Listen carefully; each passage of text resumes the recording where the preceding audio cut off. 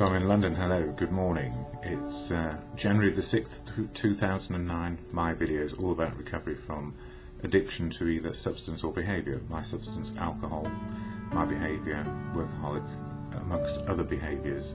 Always trying to be perfect and never actually achieving it. Not in my own eyes and certainly not in the eyes of other people. And I think people would have preferred if I just got on with life, just gently, making slow progress or just gentle progress towards whatever it could have been that would make me happy.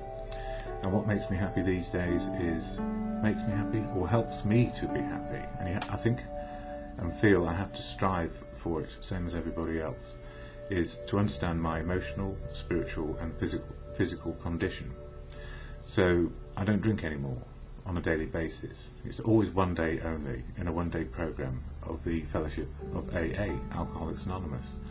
And on this little card here is the AA preamble, which is shared at every meeting I go to, unless we forget or we haven't got it available, but most people can recite it if they've been around a while. I can't yet because I always get bits confused or my brain doesn't work that well. Anyway, it says here, Alcoholics Anonymous is a fellowship of men and women who share their experience, strength and hope with each other, that they may solve their common problem and help others to recover from alcoholism. The only requirement for membership is a desire to stop drinking. There are no dues or fees for AA membership.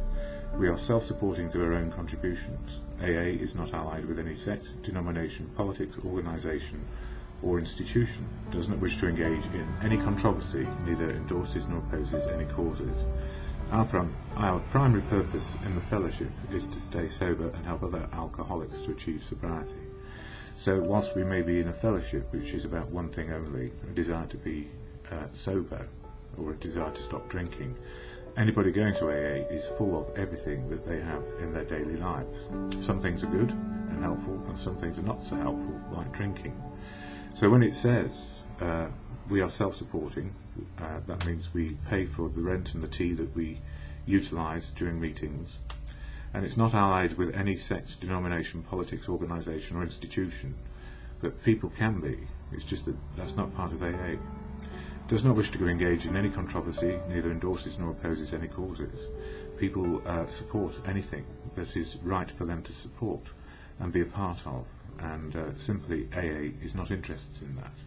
It's a fellowship for one purpose, and that's to be sober. And then the rest follows. So why am I saying this again? I think it's because it settles me down. It reminds me of what the fellowship can and cannot do.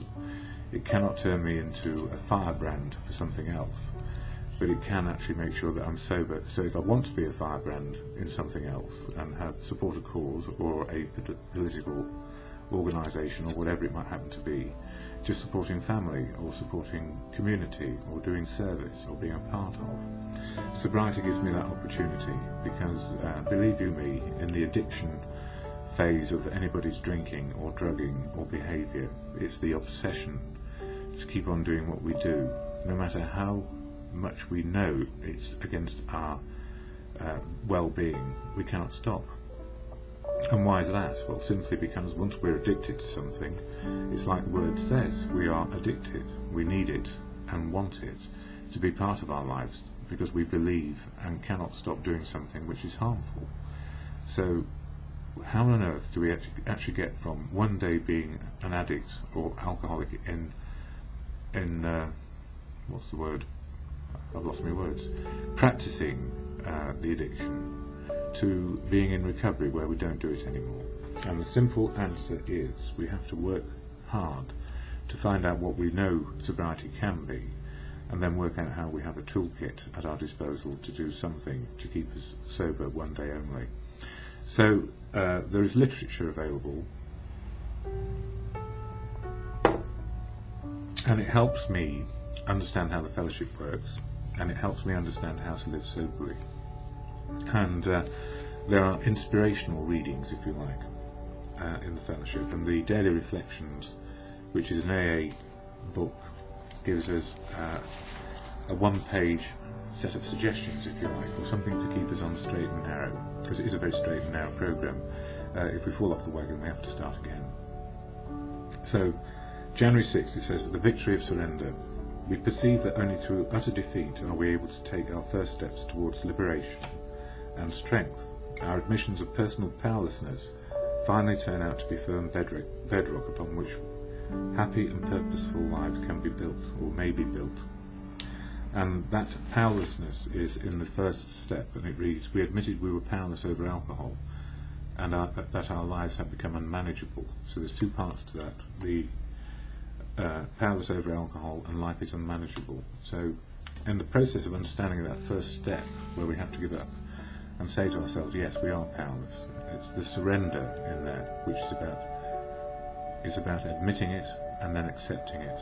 And the difference between the two, we can admit we're an alcoholic and function still, and then when we accept it, we get to a place where surrender is better than continuing to a place where we might die.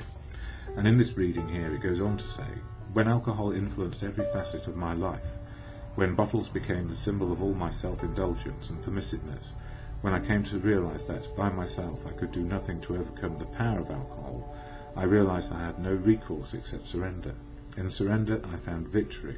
Victory over my selfish self-indulgence, victory over my stubborn resistance to life as it was given to me.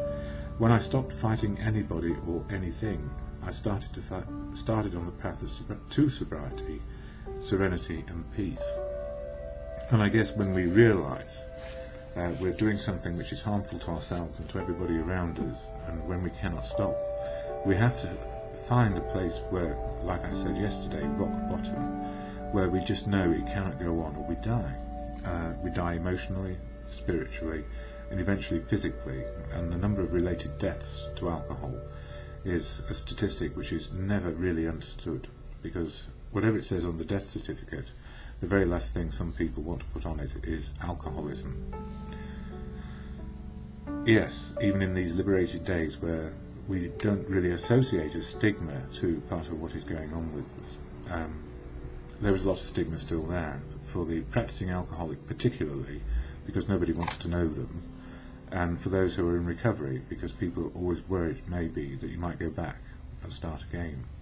And the devil is, in addiction, we can relapse, and relapse is one of the big worries that anybody faces when they're trying to get sober, because it's still very hard in the new days of sobriety to overcome that craving which we have, and that realisation that we're not going to do something to take the edge off anymore, and we have to face reality. And the gift, which I didn't get straight away, because I don't know how many times I came to AA and then found that I was in trouble again. I was so angry with people who were sober, and I was so angry at myself for not being able to stop, that I continued to, I suppose, put myself in danger by taking the edge off again, because I just couldn't stand my own company, and oblivion was far better. So in this step one process, understanding, not only admitting being an alcoholic, but then accepting it, and in the acceptance trying to work out the anger, the frustration, the depression, and then moving on to new ways of living without alcohol, took a long time. And fortunately for me, it didn't take as long as my need for alcohol, or my want for alcohol, which was 35 years. If it had been that long, I'd been dead long ago, but I'm still alive and kicking and here. So that's the daily reflections. And the other book I'm using at the moment is As Bill Sees It, this one. And I'm nearly to the end of it before I go back to the beginning, which you may or may not think, oh no, but you know, I think they're all good reminders. Daily reminders, it's part of the way of keeping my spiritual condition, you know, plugged into this very one moment of now. And it says, easy does it, but do it. Page 322. Procrastination is really sloth in 5 syllables. My observation is that some people can get by with a certain amount of postponement, but few can live without outright rebellion. We have succeeded in confronting many a problem drinker with that awful alternative. This we AAs do, or we die. Once this much is firmly in his mind, more drinking only turns the coil tighter. As many an alcoholic has said, I came to a place where it was either AA or out the window, so here I am. And what a good place to end. I'm here. I don't drink on a daily basis, and these steps keep me in mind of that every single day.